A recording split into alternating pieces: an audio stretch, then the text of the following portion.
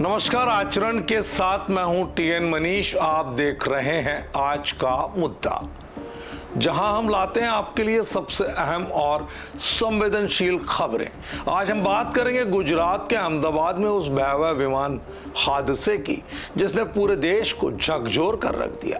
12 जून 2025 को air India की flight AI-171 जो अहमदाबाद से लंदन जा रही थी, टेक ऑफ के महज 5 मिनट से भी कम समय के भीतर मेघानी नगर के रिहायशी इलाके में दुर्घटनाग्रस्त हो गई। ये बोइंग 787 ड्रीमलाइनर विमान था जिसमें 242 लोग सवार थे। इस हादसे ने न केवल यात्रियों बल्कि जमीन पर मौजूद लोगों को भी अपनी चपेट में लिया। आखिर क्या हुआ था हादसे के वक्त? क्या तकनीकी खराबी थी या मानवीय भूल? और इस हादसे ने ड्रीमलाइनर की विश्वसनीयता यानी भरोसे पर कितने सवाल उठाए? चलिए इस त्रासदी की गहराई में उतरते हैं और कोशिश करते हैं इस वीडियो में ये जानने की कि आखिर इस हादसे के पीछे की वजह क्या हो सकती है। दोपहर 1:38 पर गुरुवार को अहमदाबाद के सरदार वल्लभ भाई पटेल अंतर्राष्ट्रीय हवाई अड्डे से उड़ान भरने वाली फ्लाइट AI-171 जो लंदन के गैटविक हवाई अड्डे के लिए थी, महज 625 फीट की ऊंचाई पर पहुंची थी कि वो मेघानी नगर के बीजे मेडिकल कॉलेज की मैस बिल्डिंग और अतुल्यम हॉस्टल से टकरा गई। हादसे के तुरंत बाद विमान आग के गोले में तब्दील हो गया और आसमान में काले धुएं का गुबार छा गया। प्रत्यक्षदर्शियों का कहना है कि जोरदार धमाके की आवाज सुनाई दी। चारों तरफ अफरा तफरी मच गई।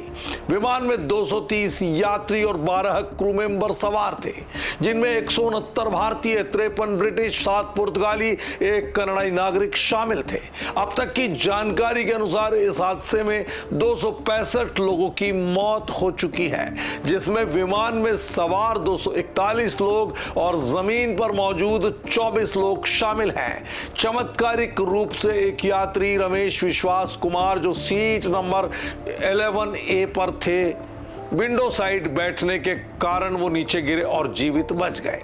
इसके अलावा बीजे मेडिकल कॉलेज के हॉस्टल में मौजूद कई डॉक्टर्स और मेडिकल छात्र घायल हुए, जिनमें से कम 10 की मौत की पुष्टि हुई है। लगभग 50 लोग घायल हैं, जिनका इलाज अहमदाबाद के सिविल अस्पताल में चल रहा है।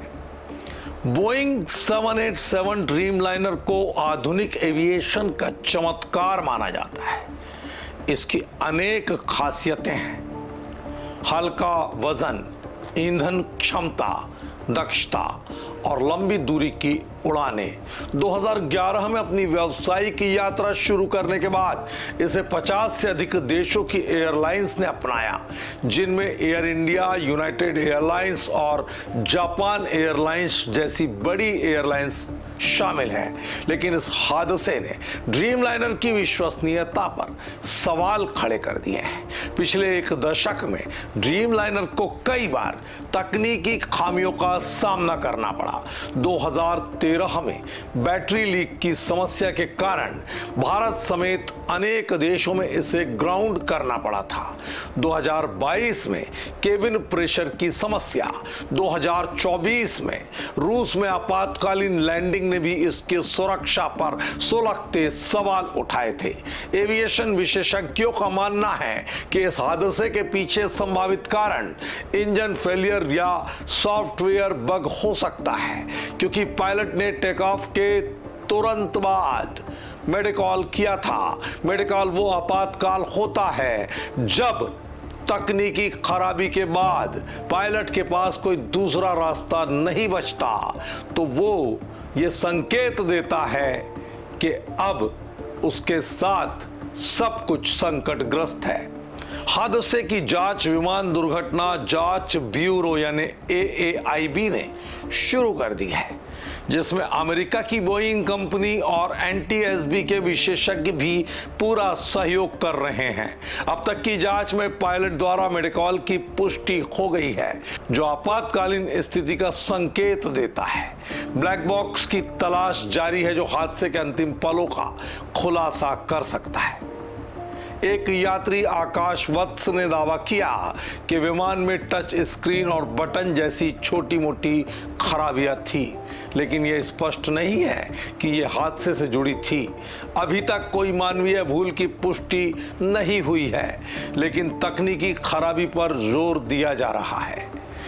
डीजीसीए ने कहा है कि टेक ऑफ के 5 मिनट के बाद ही विमान क्रैश हुआ, जिससे इंजन या सिस्टम फेलियर की आशंका बढ़ रही है।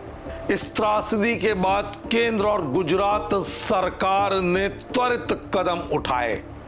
प्रधानमंत्री नरेंद्र मोदी ने गुजरात के मुख्यमंत्री और गृह मंत्री से बात की और 13 जून को अहमदाबाद पहुंचकर क्रैश साइट का दौरा किया। गृह मंत्री अमित शाह ने घायलों से मुलाकात की और डीएनए टेस्ट के जरिए मृतकों की पहचान की प्रक्रिया शुरू करने के निर्देश दिए। हालांकि इस प्रक्रिया में लंबा समय लग सकता है। एयर इंडिया ने हेल्पलाइन नंबर 1800569144 और विदेशी नागरिकों के लिए +918062779200 जारी किया है। टाटा ग्रुप ने बीजे मेडिकल कॉलेज के हॉस्टल पुनर्निर्माण के लिए सहायता की घोषणा की है। सरकार ने घायलों के लिए ग्रीन कॉरिडोर और मुफ्त इलाज की व्यवस्था की है। पीड़ितों के परिवारों के लिए मुआवजे की घोषणा होने की संभावना है। हालांकि टाटा सन्स ने मृतकों के परिजनों को 1-1 करोड़ रुपए देने की घोषणा कर दी थी। इस हादसे ने असमय कई जिंदगियां छीन ली, जिनमें गुजरात के पूर्व मुख्यमंत्री विजय रूपाणी भी शामिल थे, जो अपनी पत्नी से मिलने लंदन जा रहे थे। एक अन्य कहानी है खुशबू राजपुरोहित की, जो अपने पति लंदन में जो डॉक्टर हैं उनसे मिलने जा रही थी। हिंदुस्तान में ये अब तक का सबसे बड़ा हवाई हादसा है। अहमदाबाद विमान हादसा न केवल एक त्रासदी है, बल्कि एविएशन इंडस्ट्री के लिए एक बड़ी चेतावनी भी है। हमारी संवेदनाएं पीड़ित परिवारों के साथ है।